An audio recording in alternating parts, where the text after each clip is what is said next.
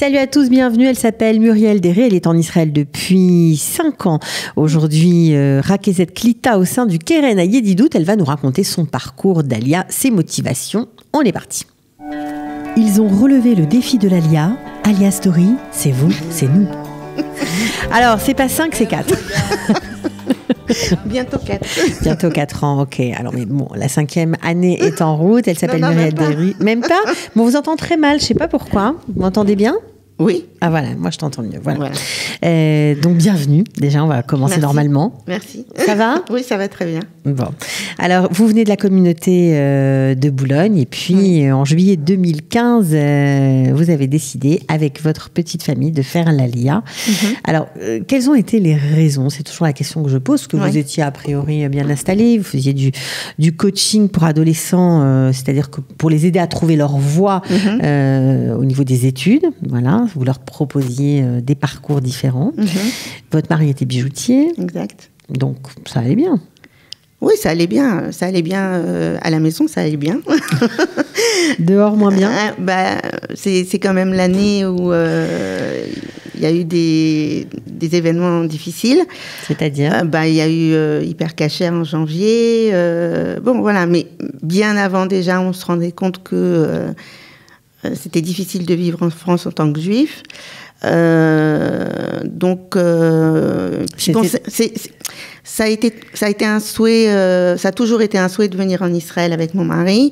On allait tous les ans en Israël en vacances. On était très attachés à Israël. Nos enfants allaient à Maïmo. L'école juive de Boulogne. Voilà, assez sioniste aussi. Bon, voilà, on inculquait ça pour nos enfants. Et puis, comme tout le monde, on se disait, on va partir un jour, on va partir un jour. Et un jour, mon fils est parti, a fait le voyage bac blanc-bleu. Voilà. Et il a décidé il nous a dit, je voudrais faire mes études en Israël. Et moi, j'ai dit, écoute, ok, tu vas faire tes études, mais nous, on va te suivre. Voilà, je ne sais pas si c'est ce qu'il voulait vraiment, mais bon, en tout cas, voilà. C'est ça qui s'est... Ça a été le déclic, on va dire. Maintenant, après, mon mari étant bijoutier, malheureusement, il a eu des difficultés. C'est-à-dire des braquages. Voilà, des braquages. On peut le dire clairement. Oui, on peut le dire clairement. Il a eu des braquages. Donc, les années qui précédaient, il y a eu plusieurs braquages dans votre bijouterie. C'est un ensemble de choses. C'est un ensemble de choses. Mais bon. Et ça a même fini aussi une fois par un braquage à la maison, carrément. Exactement. Mais bon, grâce à Dieu, ça s'est bien terminé. Ça s'est bien terminé. Et voilà, on va dire un faisceau de circonstances. Voilà. Principalement, on n'est pas parti. Voilà, moi, ce que j'aime dire, et j'insiste là-dessus, c'est qu'on n'est pas parti par peur. On est parti parce que vraiment on voulait partir, parce que c'était notre but dans la vie. Et on a avancé notre objectif un peu plus tôt qu'on l'aurait prévu, quoi. Alors, est-ce que chez les Deré, on parlait l'hébreu ou pas du tout ? Ouais. Tout le monde parlait l'hébreu ? Alors, avec mon mari, on parlait hébreu entre nous au départ, pour pas que nos enfants nous comprennent. Comment vous avez appris l'hébreu ? Alors, moi, je l'ai appris parce que j'étais à Yavne. D'accord. Et voilà, donc... et puis... à force d'aller en Israël. Voilà, à force d'aller en Israël, on l'a toujours pratiqué. Mon mari, est né au Maroc, donc il a appris l'hébreu aussi. Et voilà, puis après, nos enfants, ils sont arrivés à Maïmo, ils ont commencé à parler hébreu, donc on ne pouvait plus parler hébreu entre nous. Donc voilà, mais on avait tous... Vous aviez une base. Dans la famille, la langue, c'était pas un souci. Non. Alors par contre, vous avez décidé de monter pour suivre votre fils, mais vous n'aviez pas forcément de parnassa ni de moyen de subsistance précis. Non, parce que la condition, on va dire, principale... pour arriver ici, pour bien vivre ici, pour bien débuter ici, c'était de ne pas faire d'aller-retour. Voilà, on a dit on y va, on ne fait pas d'aller-retour, c'est pas une semaine à la maison, une semaine ailleurs. On voulait tout construire ici directement. Donc, oui, on n'avait pas de parnassa au départ. Donc, alors, est-ce que c'était le plan était que votre mari remonte un commerce, Au départ, oui. C'est ce qu'il voulait au départ. Et puis, il a commencé à regarder, etc., à rentrer, à visiter des bijouteries, à voir comment ça marchait ici. Très différent de la France. Complètement. Ouais. Complètement. Complètement différent. Donc, mais tout est différent de la France. Il n'y a rien qui est pareil. Donc, voilà, il a commencé à regarder, etc., etc. Bon, une affaire, ça se monte pas en 2 mois. Donc, on s'était dit de toute façon que, quoi qu'il arrive, on accepterait n'importe quel boulot pour commencer, parce que, voilà, on doit faire face à la vie de tous les jours. Vous étiez prêt à redémarrer ouais. Voilà, pour réussir. Oui. Ok, et c'est ce que vous avez fait. Exact. Ouais. Alors, lui, je ne sais pas comment il a Alors, au départ, on va commencer par lui, puis on va finir par vous. Ok. Ok. Lui, au départ, il a commencé à regarder un peu comment ça se passait. Puis, au fur et à mesure, il a vu que c'était pas si simple que ça demandait beaucoup d'investissement, beaucoup de temps, etc. Et moi, j'étais pas tellement pour, faut dire aussi. Je trouvais que pour l'instant, il valait mieux assurer quelque chose de salarié. Et puis, il a commencé à trouver des petits boulots comme ça, mais qui lui plaisaient pas spécialement. Et il a décidé de faire une formation, sur les conseils d'un ami, une formation de chauffeur d'autobus. Rien à voir avec son métier d'origine. Aucun rapport. Et pourquoi il a eu cette idée-là ? Parce que c'est un ami, en fait, à nous, on discutait comme ça. Lui, il était monté, il a fait une entreprise de rénovation. Et au bout d'un moment, il en a eu ras-le-bol de payer trop d'impôts par rapport à ce qu'il touchait. Et il a dit, moi, je vais faire la formation. Et il est rentré là-dedans. Et il a dit, viens avec moi. Ouais, lui, il avait déjà commencé depuis un moment. Ouais. Il lui a dit, c'est super, machin, etc. Et de fil en aiguille, de réflexion en réflexion, pas d'hésitation. Facile quand même. Non, d'hésitation en hésitation, etc., etc. Alors ça, c'était il y a combien de temps, ça ? Ça fait 1 an. 1 an. Ouais. Donc là, aujourd'hui, il a fini sa formation. Ouais, il travaille. Ouais, il travaille. Dans une société israélienne. Ah ouais, chez Kavim. Ouais. Et grâce à Dieu... il est content. Il est content. Incroyable. Bon, voilà. Alors ça, c'était pour lui. Alors vous êtes arrivé direct. Vous n'étiez pas professeur, mais vous étiez coach. Vous connaissiez le monde de l'enseignement, des études. Donc vous avez postulé. J'ai commencé à éplucher les annonces un peu, ce qu'il y avait pour les Olim français sur l'agence juive, enfin sur le site de l'agence juive, sur le. Vous cherchez à travailler en français, j'imagine. Pour l'instant, plus facile au début. Ouais. Pour l'instant, oui. Et puis, je suis tombée sur une annonce au lycée français de Jérusalem, que je croyais être la Chavata Noire. Non, c'était le lycée français de Jérusalem qui se trouve pas très loin de nos studios, Rehov Nevi'im. Exactement. C'est le lycée du consulat, en fait. Voilà, exactement. Okay. Et j'ai envoyé mon CV, etc. J'avais complètement oublié que j'avais envoyé cette annonce en plus. Et puis, 1 mois après, on me dit, on aimerait vous rencontrer, etc. Donc, j'y vais. J'étais en pleine Ulpan, en plus, donc... Voilà, j'y vais, etc. On me propose un poste à mi-temps pour être responsable de la bibliothèque et accessoirement, s'il y a des besoins, de faire du coaching pour aider les élèves. Voilà. Alors, comment c'était cette immersion dans ce lycée français ? Je crois que vous y êtes resté quelques temps quand même. Ouais. C'était comment ? C'était une découverte, un choc c'était une découverte. Ça s'est pas très bien fini, faut le dire. Ouais, mais voilà,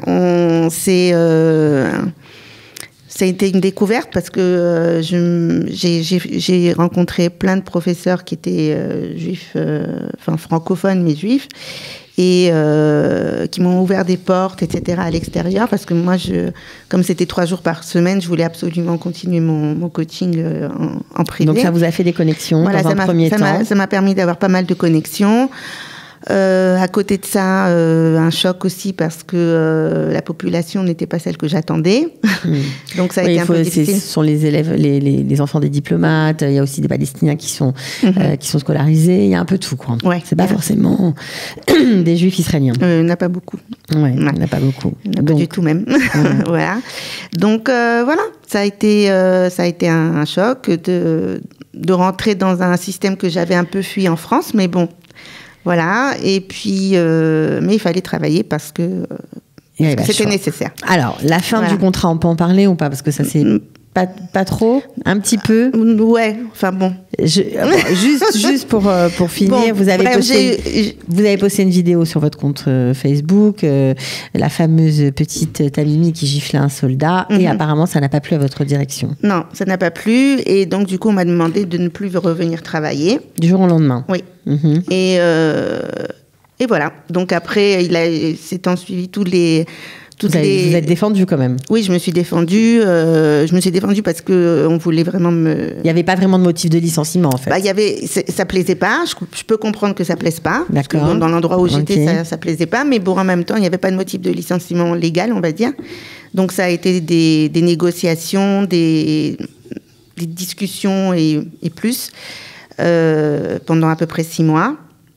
Et finalement, au bout desquels j'ai réussi à avoir une lettre de recommandation quand même sur mon travail parce que j'y tenais absolument.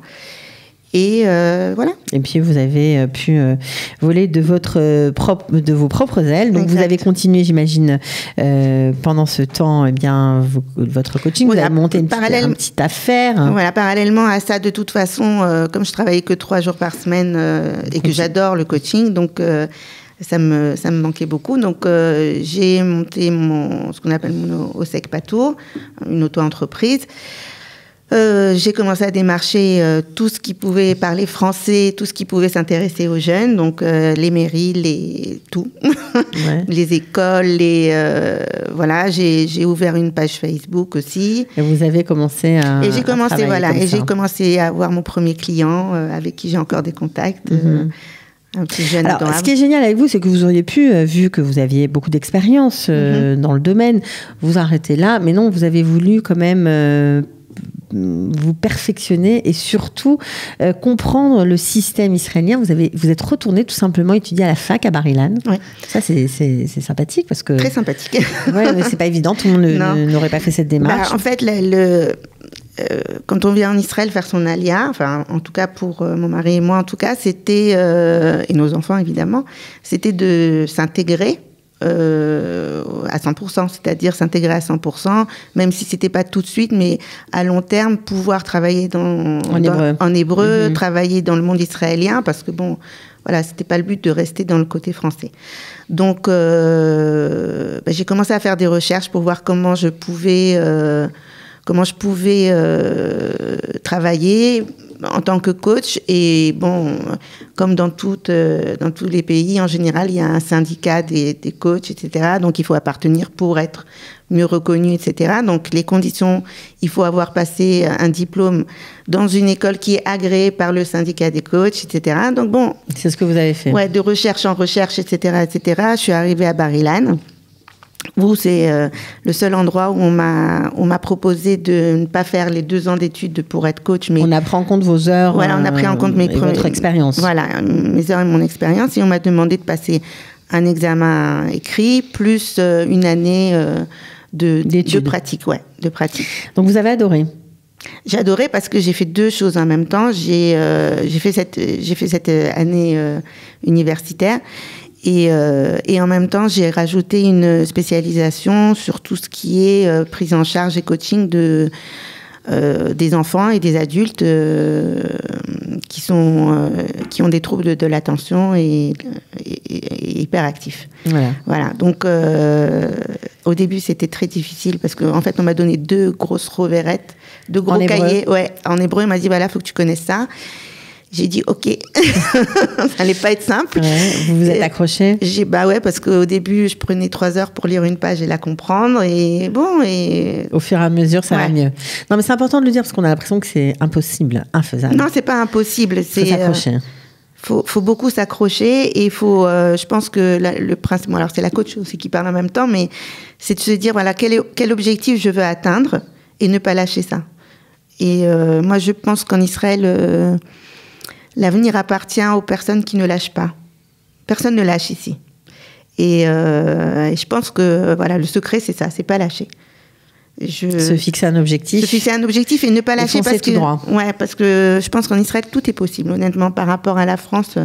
Moi, j'ai l'impression maintenant de me dire que tout ce que j'ai fait en France pendant 7 ans, 8 ans, parce qu'avant, bon, j'avais un autre métier. Ici, en 3 ans, j'ai réalisé beaucoup plus, quoi. Ouais. Donc c'est vraiment tout est possible. Le temps est extensible ici. Oui. On a l'impression que la journée fait 48 heures, mais non, non, fait que 24. On ressent ça le vendredi. Ok, donc vous avez adoré ce que vous avez appris ici. Vous avez aimé aussi l'approche, parce qu'on parle toujours du système scolaire israélien, que c'est pas du tout pareil, mais à force de faire des émissions, on se rend bien compte qu'il y a beaucoup de modernité malgré tout et beaucoup de prise en considération de la personne dans son ensemble et de l'enfant dans son ensemble. Ça veut dire avec toute sa diversité, avec toutes ses difficultés, avec ses émotions. Et ça vous a beaucoup touché. Oui, parce que moi, le modèle que j'avais français au départ était un modèle où on est plus dans le culte de la réussite, du travail, des compétences, etc., etc. Alors que ce soit aussi bien dans le domaine éducatif que dans n'importe quel domaine, entreprise, etc. On est plus axé là-dessus. Et c'est vrai que du coup, ça laisse moins de marge aux enfants qui ont plus de difficultés, aux enfants ou aux adultes, voilà, un peu différents, ou même aux adultes qui ont aussi des difficultés, parce que on n'est pas juste enfant hyperactif, hein, on le reste adulte après, et ça emmène un peu quand même des difficultés aussi. Donc du coup, voilà, c'est là ce que j'ai appris en Israël à Bar Ilan, c'est une approche plus concernant les émotions, tenir compte de l'individu, de son potentiel, de ses limites, de ses capacités, mais beaucoup dans les émotions, gérer les émotions, tirer parti des bonnes émotions, essayer Vous avez plus de résultats ? Oui. En tant que coach avec ces méthodes-là ? Oui. C'est très efficace ? Très efficace. Très efficace parce que en plus de ça, c'est un travail qui n'est pas fait juste au niveau des enfants. On prend en compte la cellule familiale. Donc, du coup, moi aussi, je me suis un petit peu diversifiée de coach pour adolescents que j'étais au départ. Maintenant, j'ai élargi à la famille. Et je me spécialise beaucoup maintenant pour les mamans et les femmes. Vous faites beaucoup d'ateliers. Ouais, on a beaucoup d'ateliers. Et puis bon, même je suis des femmes en particulier aussi. Sur tout ce qui est un peu mal-être dû à l'ALIA, évidemment. Responsabilité énorme d'une mère de famille, retour à la vie active. Voilà. Donc vous faites plein de choses. Bon, alors en plus de tout ça, vous êtes rentrée il y a peu au Keren Ayedidout. Vous êtes Rakezet Klita, ça veut dire coordinatrice d'Alia. Alors ça veut dire quoi ? Vous êtes un peu comme un proyecteur au sein d'une mairie ? Non. Ça n'a rien à voir. Non, je suis plus je vais dire ça. Alors c'est pas très professionnel au niveau du titre, mais je vais dire que je suis un petit peu la maman des Olim qui arrive. D'accord, ça veut dire que vraiment on les accueille à l'aéroport. C'est les Olim qui viennent par le biais du Keren Ayedidout. Voilà. Ok. Et donc on les accueille à l'aéroport, on est là, on les prend avec nous, on les amène au taxi vers leur destination, et puis ensuite moi je prends contact avec eux, je les appelle, je m'assure qu'ils sont bien arrivés, que tout va bien, et puis après je leur propose de venir les voir. Chez eux, à leur domicile. À leur domicile, où qu'ils soient, hein, parce que je m'occupe de tout, les Olim sur tout Israël, donc voilà. Et vous gérez combien d'Olim ? Alors, à l'heure actuelle, j'en ai 250 Quand familles. Même. 250 familles. Ouais. Quand même, pas mal. Ouais, ça fait 8 mois que je travaille là-bas. Bon, en tout cas, on vous souhaite bonne chance pour votre nouveau job, voilà, au sein du Keren. On espère que vous allez avoir beaucoup de réussite. Moi aussi. Voilà, et puis on vous dit bravo pour ces changements, ces adaptations. C'est une faculté importante ici à avoir quand on arrive à s'adapter. Oui. Voilà. Bon, merci beaucoup, Muriel. Merci à vous. Bientôt. Au revoir. Ciao. Ils ont relevé le défi de l'Alia. Alia Story, c'est vous, c'est nous.